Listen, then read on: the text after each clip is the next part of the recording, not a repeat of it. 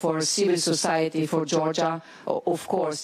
რაც შეეხება საქართველოში სამოქალაქო საზოგადოების დახმარების შესახებ დასმულ შეკითხვას, რომ ეს საკმაოდ რთულია, რადგან ხელისუფლება აკვირდება იმას, თუ ვის ვაძლევთ ფულს.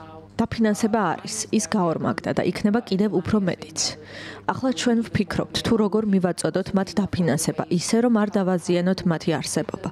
გასულ კვირას მე მქონდა გაცვლითი დიალოგი კანდიდატი ქვეყნების სამოქალაქო საზოგადოების წარმომადგენლებთან და საქართველოს წარმომადგენელიც აქ იყო. Representatives of the civil society from all the candidate countries and also a representative from Georgia. Friends from Georgia. ფიქრობ, რომ მოლდოვის, მონტენეგროს, უკრაინისა თუ დასავლეთ ბალკანეთის ქვეყნების ევროკავშირის რაც შეიძლება სწრაფი გაწევრებით, ჩვენ ასევე დავეხმარებით საქართველოსაც. ეს იქნება დამაჯერებელი არგუმენტი იმისა, რომ გაფართოება მართლაც ხდება.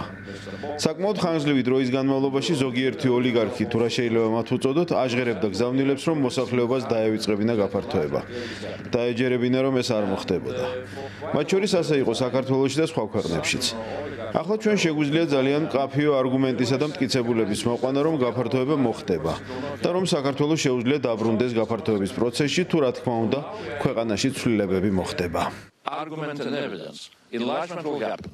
And Georgia can come back to start with Georgia.